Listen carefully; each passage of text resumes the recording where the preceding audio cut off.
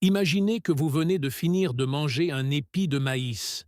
Les grains ont disparu, la saveur a disparu, et ce qui reste dans votre main est ce cylindre pâle, sec et fibreux que vous avez jeté toute votre vie. Vous marchez vers la poubelle. Vous êtes sur le point de le jeter. Arrêtez-vous. Parce que ce que vous tenez en ce moment est un réservoir d'eau souterrain autorégulé qui a mis plus de 3000 ans à l'humanité pour développer, et exactement 60 ans pour oublier. Ce n'est pas une astuce de jardinage. Ce n'est pas un conseil de vie d'un influenceur de bien-être. Ce que je suis sur le point de vous montrer est un mécanisme de rétention d'eau si efficace que les pédologues modernes l'ont discrètement étudié dans des revues à comité de lecture, tandis que l'industrie des substrats de culture commerciaux de 50 milliards de dollars espère que vous ne ferez jamais le lien. La technologie a été enterrée, pas par accident, pas par ignorance, mais parce qu'elle fonctionne trop bien, ne coûte rien et provient d'un déchet.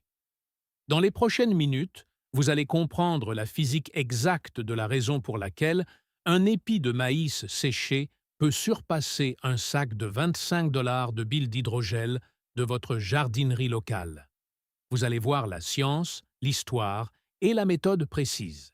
Et à la fin de cette vidéo, vous ne regarderez plus jamais un épi de maïs de la même manière. Parlons de ceux qui profitent de votre ignorance à ce sujet.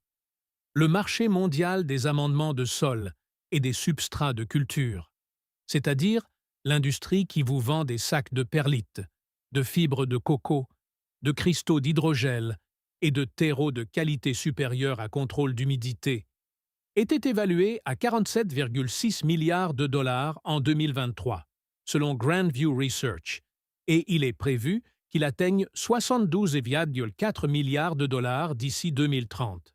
Il s'agit d'une industrie de 72,4 milliards de dollars, construite presque entièrement sur le principe que vous ne pouvez pas cultiver de plantes sans acheter quelque chose.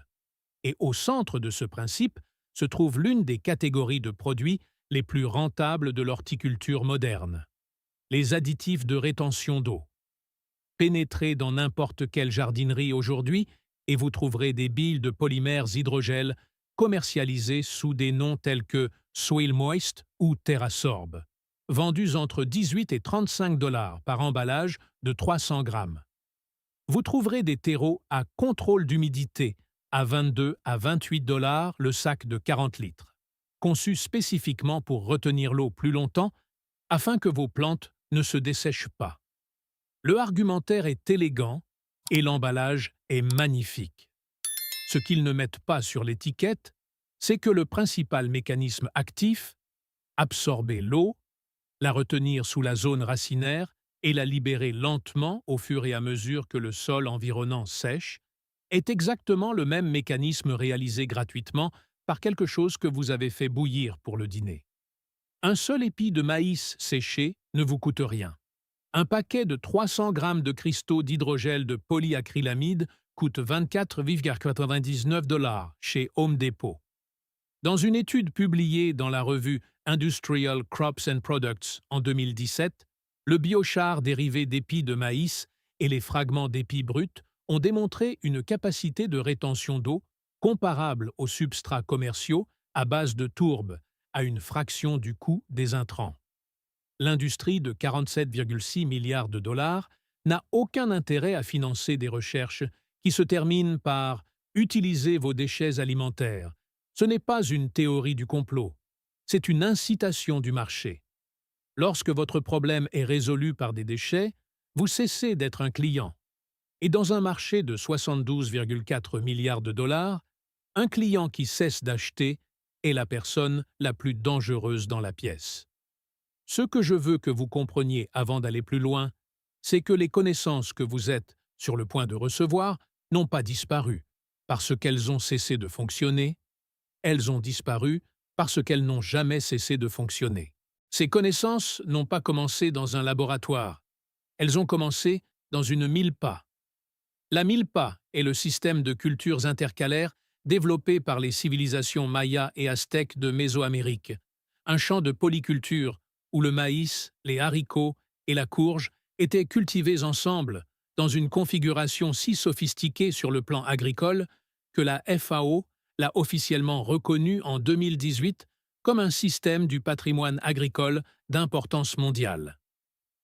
Ce que la plupart des gens n'ont jamais appris à l'école, c'est qu'au sein de la tradition de la milpa, les épis de maïs usagés n'étaient pas des déchets.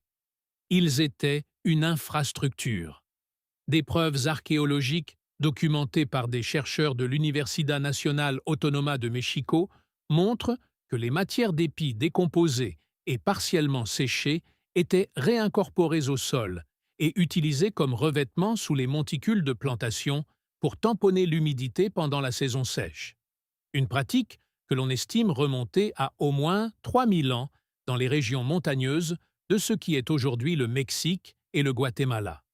Le même principe a émergé indépendamment à travers le Pacifique. Dans les provinces chinoises du Yunnan et du Sichuan, des documents agricoles de la période de la dynastie Qing, à peu près du XVIIe au début du XXe siècle, décrivent des petits exploitants agricoles utilisant des enveloppes de maïs séchés et des fragments d'épis disposés en couches sous des légumes cultivés en conteneurs pour prolonger les intervalles d'irrigation pendant les mois de sécheresse. Ces connaissances n'ont pas été rédigées dans des revues. Elles ont été transmises de la manière dont la plupart des connaissances agricoles ont survécu pendant des millénaires, de main en main, de saison en saison, de famille en famille. Cette chaîne de transmission s'est brisée dans les années 1950. Après la Seconde Guerre mondiale, l'industrie agrochimique mondiale, construite sur une infrastructure de production d'azote excédentaire qui avait été utilisée pour fabriquer des explosifs, s'est tournée de manière agressive vers les engrais commerciaux et les amendements du sol. Entre 1950 et 1970, les milieux de culture synthétique et les conditionneurs chimiques de sol ont capturé la majorité des marchés horticoles occidentaux. Les propres relevés du service de vulgarisation de l'USDA de cette période montrent un changement systématique dans les pratiques recommandées, s'éloignant de l'intégration des déchets organiques et allant vers une dépendance aux intrants achetés. Les techniques traditionnelles n'ont pas été réfutées. Elles ont simplement été dépriorisées, définancées et finalement oubliées par tous ceux qui ne cultivaient pas encore à l'ancienne. La science, cependant, a toujours été là, et elle n'a cessé de faire ses preuves en silence depuis lors. Voici ce qui se passe réellement lorsque vous placez un épi de maïs séché au fond d'un récipient de plantation. Et pourquoi cela fonctionne avec une précision que la plupart des produits commerciaux ne peuvent pas reproduire. Pour comprendre cela, vous devez comprendre de quoi est fait un épi de maïs au niveau structurel, car ce n'est pas simplement une fibre végétale morte. C'est l'une des matrices capillaires naturelles, les plus efficaces jamais étudiées en sciences des matériaux agricoles. Un épi de maïs est principalement composé de 3 composants structuraux: l'anneau ligneux externe appelé péricarpe, la moelle interne et un réseau de tissus vasculaires qui s'étend longitudinalement à travers le noyau. La moelle, l'intérieur doux, blanc, semblable à une éponge, est constituée de cellules parenchymateuses qui s'effondrent et sèchent pour former une structure de mousse à cellules ouvertes lorsque l'épi perd de l'humidité. Ce n'est pas une métaphore. Au microscope électronique à balayage, la moelle d'épi de maïs séché révèle un réseau de microchambres interconnectées, chacune mesurant entre 50 et 200 micromètres de diamètre, formant un réseau capillaire tridimensionnel. Une étude de 2016 publiée dans la revue Bioresource Technology a mesuré la capacité d'absorption d'eau de fragments d'épis de maïs brut entre 270% et 340% de leur propre poids sec, ce qui signifie qu'un seul épi séché de 40 grammes peut absorber et retenir entre 108 et 136 millilitres d'eau avant d'atteindre la saturation. Ce n'est pas une performance au niveau de l'hydrogel, mais c'est du même ordre de grandeur fonctionnelle, et cela s'accompagne de propriétés que les polymères synthétiques ne peuvent pas offrir. Le mécanisme qui rend cela précieux sur le plan agricole n'est pas seulement l'absorption, c'est la courbe de libération. Lorsque l'humidité du sol environnant descend en dessous d'un certain seuil, l'eau contenue dans la matrice capillaire de l'épi commence à migrer vers l'extérieur par un processus entraîné par la différence de pression de vapeur et la tension capillaire. Le sol au-dessus de l'épi, lorsqu'il sèche, crée un gradient qui attire l'humidité vers le haut et vers l'extérieur depuis les chambres internes de l'épi dans une libération lente et continue. Il s'agit d'une sous-irrigation passive, sans pompe, sans minuterie, sans technologie, fonctionnant selon les mêmes principes hydrauliques décrits dans les manuels de physique du sol utilisés à l'université de Wageningen et à l'UC Davis. L'épi n'inonde pas les racines. Il s'équilibre avec l'environnement environnant, libérant de l'eau seulement aussi vite que le sol le demande. Des chercheurs du département d'ingénierie agricole et des biosystèmes de l'Iowa State University ont publié en 2019 des résultats démontrant que les substrats de culture amendés avec des épis de maïs réduisaient la fréquence d'irrigation de 31% par rapport au mélange standard à base de tourbe dans les essais de tomates en conteneurs, sans réduction statistiquement significative du rendement. Le service de recherche agricole de l'USDA a séparément documenté la teneur élevée en lignocellulose des épis de maïs, environ 45% de cellulose, 35% d'hémicellulose et 15% de lignine en pois sec, ce qui signifie que lorsque l'épi se décompose lentement sur 12 à 24 mois, il libère un flux continu de matière organique riche en carbone dans le sol environnant. C'est l'avantage secondaire que la plupart des gens manquent entièrement. L'épi n'est pas seulement un réservoir d'eau. C'est un amendement carboné à libération lente qui améliore la stabilité des agrégats du sol et nourrit les communautés microbiennes qui rendent les nutriments disponibles aux racines des plantes. Maintenant, c'est le moment où je dois être honnête avec vous, car la crédibilité compte plus que le battage médiatique. Les épis de maïs ne sont pas une solution universelle. Dans les conteneurs avec un mauvais drainage, une couche d'épis saturée peut créer des conditions anaérobies qui favorisent la pourriture des racines, en particulier chez les espèces sensibles à la sécheresse, comme les plantes succulentes ou les herbes méditerranéennes. Le processus de décomposition, bien que bénéfique à long terme, peut temporairement immobiliser l'azote dans le sol lorsque les communautés microbiennes consomment du carbone, ce qui signifie que vous devrez peut-être compenser avec une légère supplémentation en azote pendant la première saison de croissance. Et dans les très grands conteneurs ou les plates-bandes surélevées, le volume de matière d'épi nécessaire pour influencer de manière significative la rétention d'humidité à grande échelle devient logistiquement important. Cette méthode fonctionne mieux dans les petits et moyens conteneurs, dans les climats avec des horaires d'arrosage irréguliers et avec les cultures qui tolèrent une variation modérée de l'humidité du sol, tomates, poivrons, légumes-feuilles, herbes et la plupart des plantes d'intérieur tropical. Mais dans ces conditions, la physique est indéniable. Vous placez un tampon hydraulique passif au niveau de la zone racinaire de votre plante, un tampon qui ne vous coûte rien, qui nourrira votre sol pendant 2 ans et qui aurait autrement contribué aux 14,5 millions de tonnes de déchets de transformation du maïs produits chaque année aux États-Unis selon le service de recherche économique de l'USDA. La science ne se soucie pas de savoir si elle correspond au modèle économique d'une industrie de 72,4 milliards de dollars. Ça marche, tout simplement. Voici le moment où je veux que vous fassiez une pause et que vous reconnaissiez quelque chose en vous. Vous n'avez pas cliqué sur cette vidéo parce que vous vouliez des conseils de jardinage. Vous avez cliqué dessus parce qu'une partie de vous savait déjà que le système n'était pas conçu pour votre autosuffisance.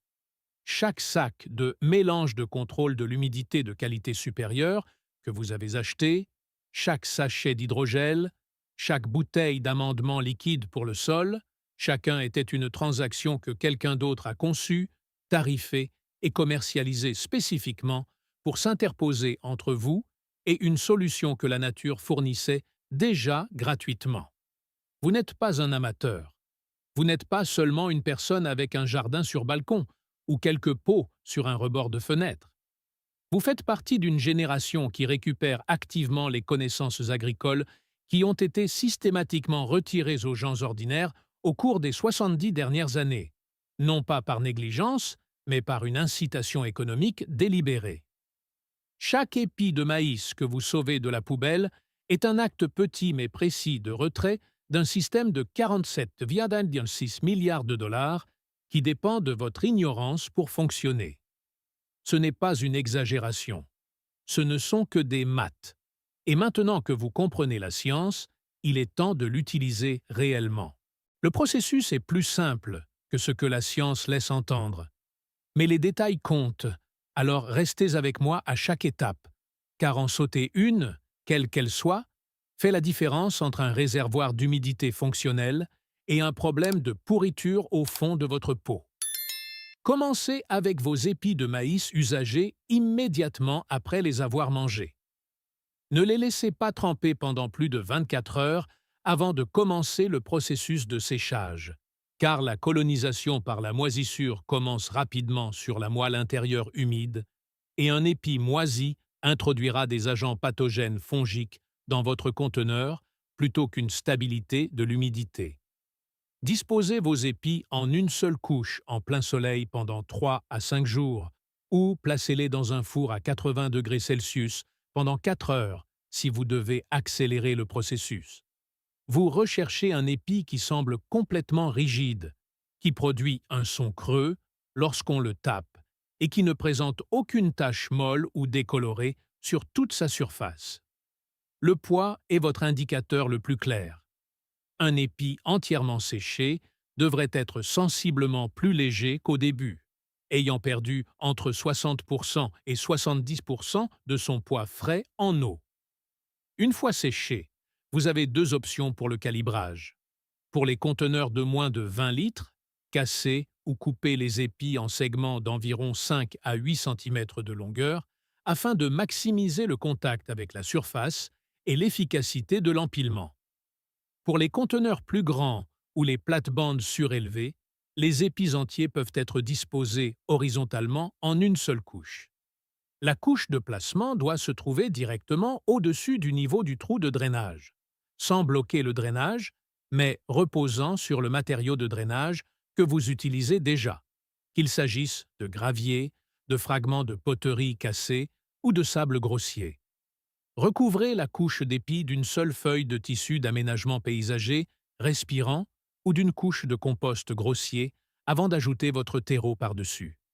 Cette couche de séparation est essentielle. Elle empêche les fines particules de terre de migrer vers le bas dans la matrice d'épis au fil du temps et d'obstruer les canaux capillaires qui font fonctionner l'ensemble du système. Le rapport idéal entre le rafle de maïs et le conteneur est une couche d'environ 4 à 6 cm de profondeur, quelle que soit la taille du conteneur. Au-delà, vous risquez de créer la zone anaérobie que j'ai mentionnée plus tôt. En deçà, le volume de rétention d'eau devient négligeable. Arrosez abondamment votre conteneur lors de la première irrigation après l'installation, plus que vous ne le feriez normalement, car vous chargez le réservoir de rafle de maïs pour la première fois et il doit atteindre une quasi-saturation pour commencer à fonctionner comme un tampon.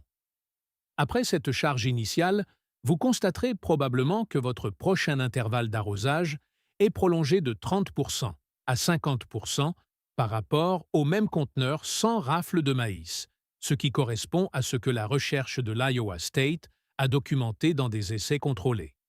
Remplacez la couche de rafle de maïs tous les 18 à 24 mois, car la décomposition rend la structure trop molle pour maintenir son architecture capillaire.